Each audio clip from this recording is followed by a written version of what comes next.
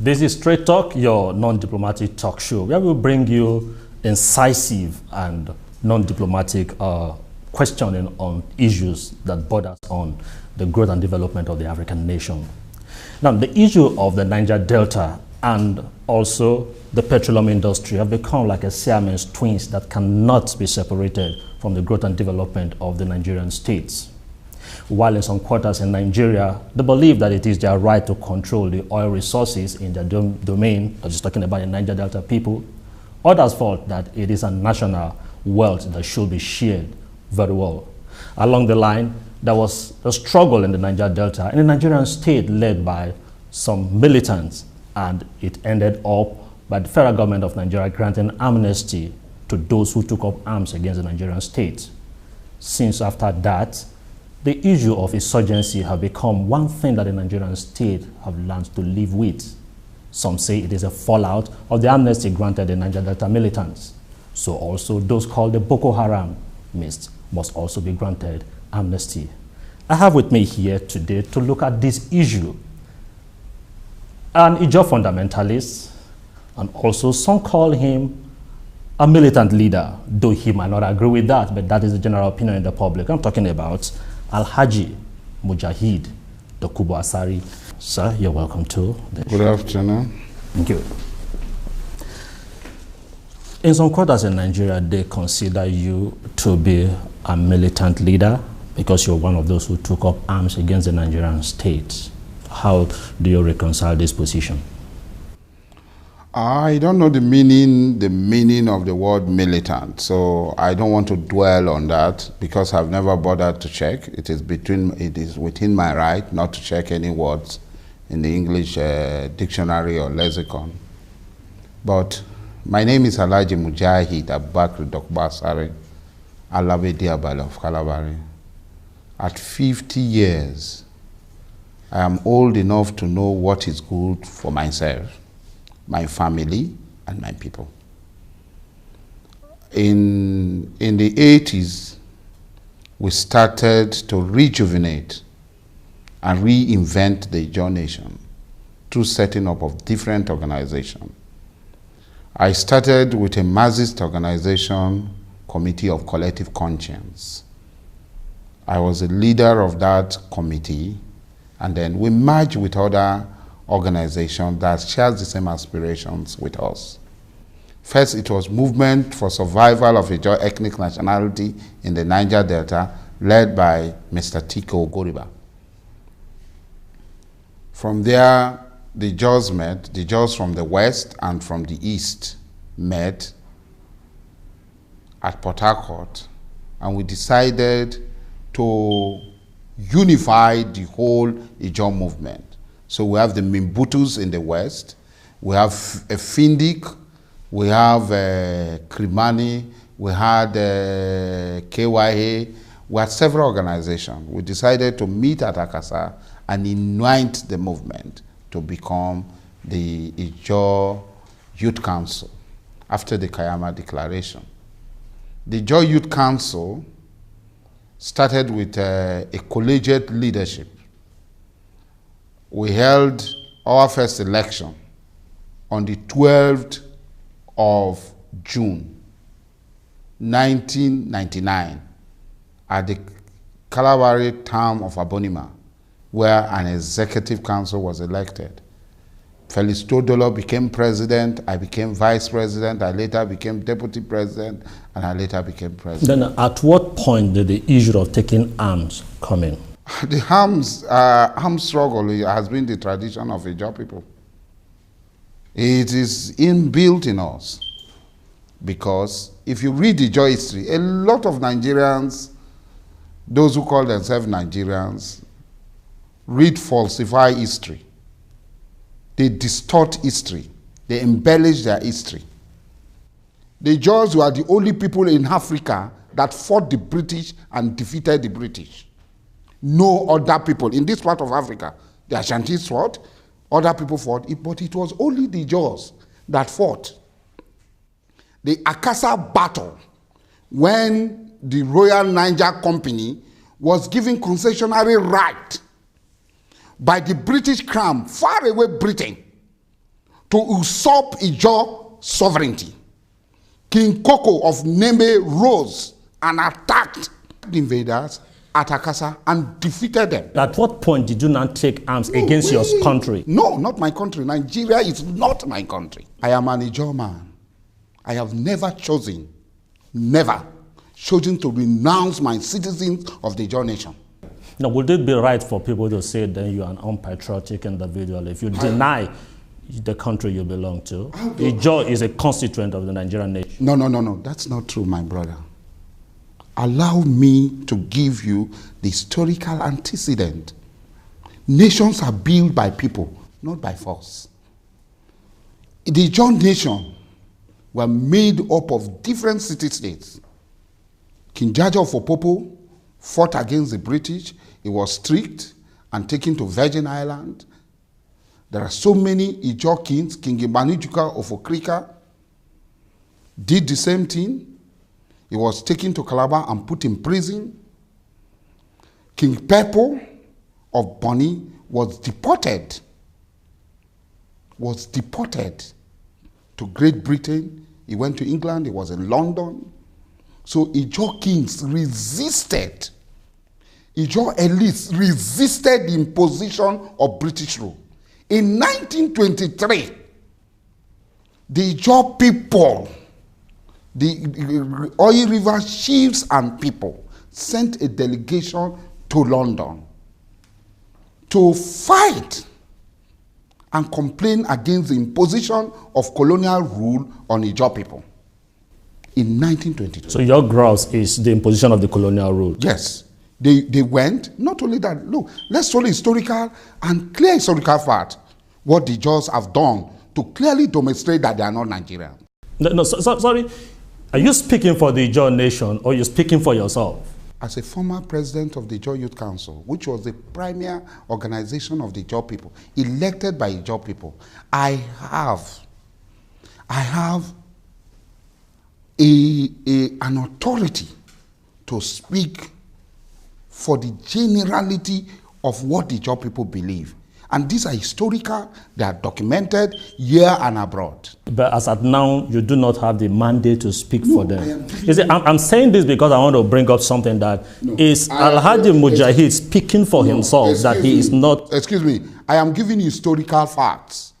So you build on these historical facts to draw your conclusion, whether I am speaking for the Ijaw people or not. These are historical facts. You can go to your history books and search. Make the relevant searches. In 1923, a delegation was sent to the colonial office to demand by the Ijaw people that they never surrender their sovereignty to Great Britain. What the Ijaw kingdoms of New Calabar, Grand Bonny, Nembe Brass did was to sign treaties with the British Crown. They never ceded. They never ceded their sovereignty to Britain, like, for example, Lagos ceded a sovereignty to Britain. The Sokoto Caliphate was defeated.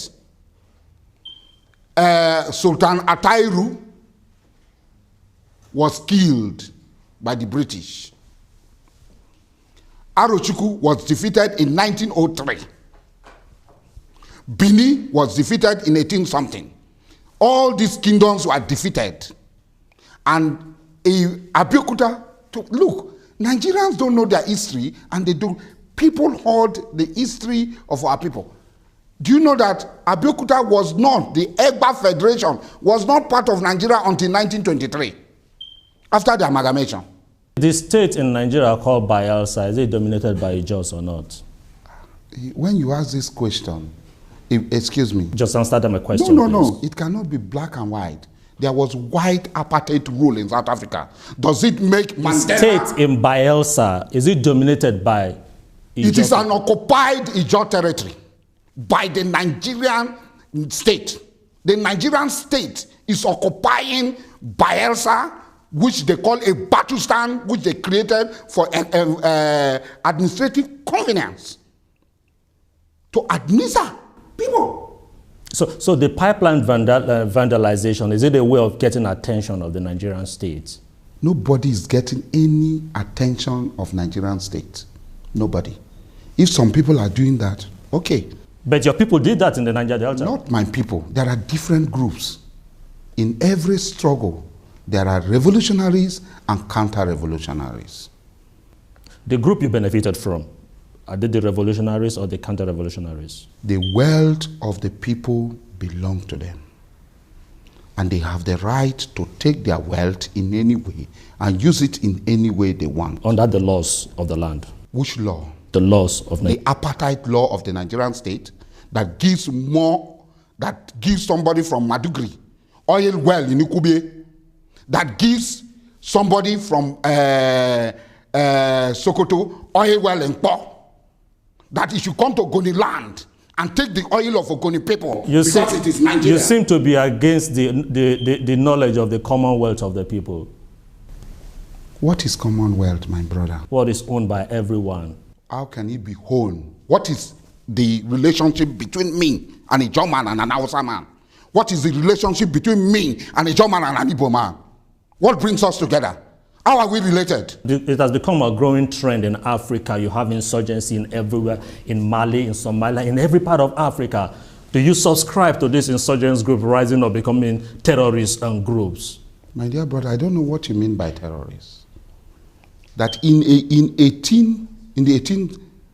1800-something, some European merchants sat down in Berlin and balkanized Africa as if we were meat to be sold after they slaughter a cow. They balkanized Africa. And it is very shameful for you to accept that Europeans sat in Berlin in a conference they called the Berlin Conference and start to balkanize Africa. And now said, listen to me please, this is where we get it wrong, that you accept an evil. These Europeans balkanized Africa and decided that Africa, some people should become Belgian territory, some people should become British territory, some people should become German territory, some people should become Portuguese territory, Spanish territory. This is an evil. Why did it not take place in Europe? Why did they not balkanize Europe for themselves? Why should it be Africa? Why should it be South America? Why should it be Asia? This is racial supremacist sitting down. This is apartheid. And this is the root of the problem. Because when you take a Tuareg who is not under the Mali Empire or the Songhai Empire and say he's a Malian, Peter Toshobo Mali said, how can you call me a name that is not my name? Or in the Bible, by the rivers of Babylon, where we sat down, and there we wail when we remember Zion, that we are compelled to speak a language. For the wicked, carrying us away captivity, required from our song. How can we sing the Lord God's song in a strange land?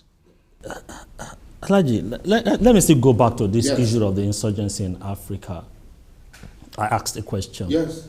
The Tuareg in Mali, the other parts of Africa where you have terrorist groups springing up, insurgents groups springing up. Yes. In Nigeria where you have insurgents springing up, Boko Haram. Yes. You said you subscribe to the activities. As long as it is for the purpose of self-determination, which is the inalienable right of all people, according to the UN Declaration of People's Rights. It's an inalienable right of all people. The African Declaration of People's Rights clearly states that every human being has a right to self-determination. And that should be done? Yes, it can be done. In respect of the rights to life of other people. There is no way when Nigeria has a military that says an Ijaw man should not be an Ijaw man, it should become Wazobia. That my child cannot speak Ijaw again. That Nigeria recognizes 4 languages. English, Hausa, Igbo, Yoruba. They call it Wazobia. That means an Ijaw man has no right to speak my language. When the UN, through our agencies, is struggling to preserve all languages in Nigeria, the constitution of Nigeria is trying to extinguish languages they consider not national. Now, can't you see there's a problem somewhere if people of like minds with you subscribe to this insurgents group that they have a right to self-determination? Don't you think that the African nation is endangered? It is greed. The root of it is greed. There are nations in this world that are less than 20,000 people in the Caribbean. Their population is less than 20,000. If Ogoni people says, we the Ogoni people have decided to be an Ogoni nation, nobody has the right to tell them to become Nigerians. Let me try and understand your position. Now, over time, there was this struggle in the Niger Delta in Nigeria, and there was this issue of amnesty granted to the Niger Deltans, to the militants. Amnesty granted. But that question is not meant for me because I'm not a militant. I'm not a recipient. To your kinsmen, they were granted amnesty. So if somebody, my kinsman is an armed robber, and you benefited from it? How? If my kinsman is an armed robber and my kinsman is pardoned, me too, I am pardoned? If the government, after sentencing my kinsman who is an armed robber to death, decide now to pardon him, so you now come to me and say, because I am an Ijaw man, and Ijaw man is an armed robber, he has been pardoned, so me too have been granted pardon from armed robbery? A group of people were bribed with money that the government wants Ijaw oil to flow, want the Chekri oil to flow, want Orobo oil to flow, want Igbo oil to flow. And all of a sudden, they decided, why don't we bribe them part of the money? And they bribed them. Because first, there is no law in Nigeria that gives power to Yaradua to grant anybody a pardon who has not been convicted in any court of law. The president has right to grant amnesty. It cannot. It's wrong. It's illegal. It is fraudulent. There is nothing called amnesty. We went to court. We took the Nigerian state to court. That the Nigerian government does not have the right to... In what capacity did you take? I took the Nigerian government to court because I came from an area where Yaradua sat down in Abuja and decided that he's going to grant pardon to some people. So I went to court for the court to interpret whether me, Alhaji Dokbo Asari Alawe Diabali of the Kingdom of Calabar is also included in that is award. And the court refused to sit. We have been compelling the court to sit, to interpret, because there is no law. The law is very clear. Government can give pardon to people who have been convicted. Or what they do, if I have a case, like me, I have a treason on my head in court. The treason charges are still on my head. What the government do is to put nolli prosecute, to stop prosecuting me. These are the only two ways government can clear somebody of crimes. But what Yaradua did is outside the law. But Nigeria creates law where there is no law. Okay, now we'll go on break now, and when we come back, we'll still be talking about the issue of the petroleum industry in Nigeria.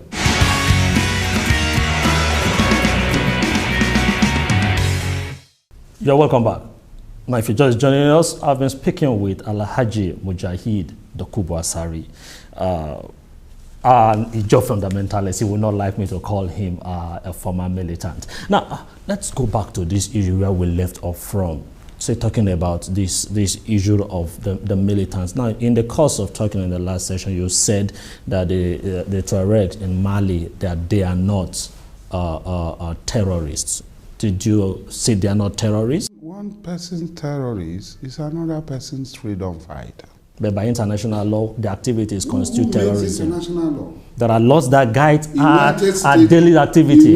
No, you cannot enact laws that do not originate from the people. The laws must originate from the people. The people must consent to be under that law. You cannot sit down in New York and legislate for the people of Asari in Ijaw land. Asari in the deep swamp of Ijaw land. The man sitting in New York. So you rather call them, you rather call them militants? For me, there is a thin line There are people, criminal, who cash on the people's right because the people are fighting, because there's a situation of unrest and anarchy. These people go hiding under the people, legitimate struggle to perpetuate criminal activities. That is possible. In our struggle, there are people like that. So by your definition, who is a terrorist? A terrorist is somebody who kills for the purpose of drawing attention to himself. Okay, let me just bring this. Yes. Do you see that trait in the Boko Haram in Nigeria? Yes, it's there. So you agree they are terrorists? There might be. You just defined it now. No, there might be Boko Haram terrorists. All Boko Haram, whatever they call themselves, might not be terrorists. I don't understand. Are you making a demarcation? There's a demarcation. In our Niger Delta struggle, there is a terrorist called Emioka. Who is a terrorist? Who people like us were shouting before the government realized. Have been shouting. My publications are there that this fellow is a terrorist.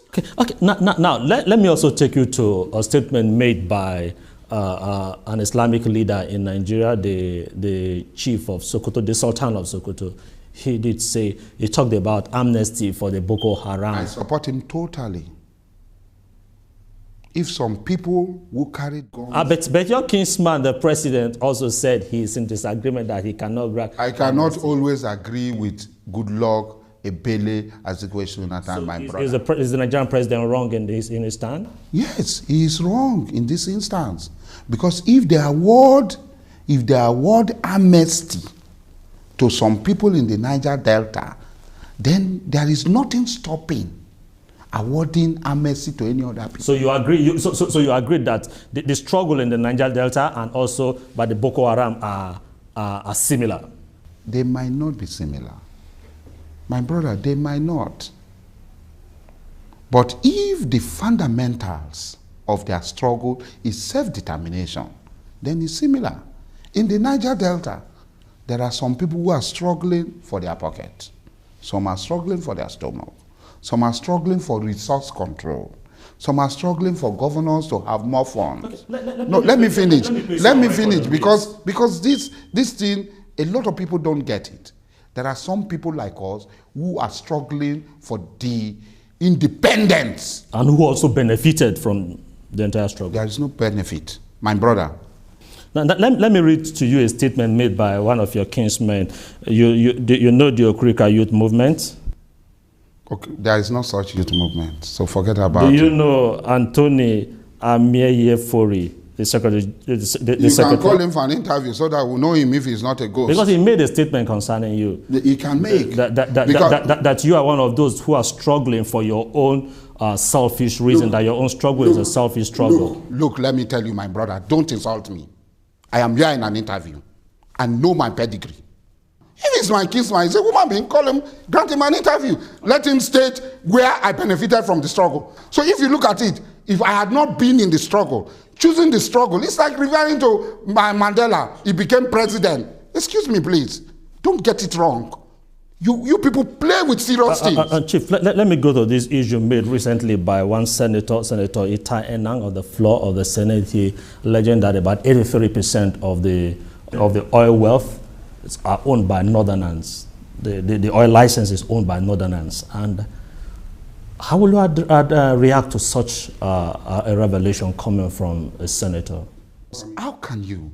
What sort of injustice? What sort of corruption? That you, I don't know where you are from, that in your village, somebody will be sent from Ibadan to come to your village and take the resources from your village. He's not taking it alone. When he's taking it, he discharges toxic waste that harm the environment, degrade the environment, that kills the environment. He pollutes the air that you breathe. New sicknesses, acidic rain, all sort of things comes with it. When I talk, I'm fighting for my stomach, but somebody from Mina who lives on an hilltop should sign a paper and give it to one seamstress, tailor, woman, what do they call woman? Tailor. That a tailor who sews clothes for his wife should be awarded oil blocks, and she become the richest black woman in the world for doing nothing. How do we move forward? How do we go forward from here? First and foremost, we must go to a round table, a sovereign national conference, that Britain brought all of us together. We don't want to fight. We don't want to kill each other. Boko Haram, don't kill people again. Other people don't kill. Let all of us come together. OPC, everybody come and sit down. Ijaw people, do you want to be in Nigeria? We say, no. Oh, yeah, I beg. We no one fight. Ijaw go. Ishekiri people, do you want to be in Nigeria? I say, yes. Oh, yeah, Ishekiri people, not there, not be Nigeria. Ogoni people, do you want to be in Nigeria? They say, no. Ogoni people, go your way. It is not novel to Nigeria. It has happened. No, wait. It has happened in Ethiopia. Ethiopia sat down in a sovereign national conference. And they say, oh yeah, let us talk. Eritrea say, we don't want to be Ethiopia. Oh yeah, Eritrea go. Eritrea left. Do you see the Nigerian leadership being capable of doing that, bringing about it? That is the greed we are talking about and the selfishness. Me, I no want be Nigeria. Me, Dokubo Asari, I no want be Nigeria. I be John man. I be. Alhaji, thank you so much for coming on my show today. Thank you. You've had it all from Alhaji Mujahid Dokubo Asari. Thank you so much for being part of this edition of Straight Talk. My name remains Eshomomo Imodu. Bye-bye.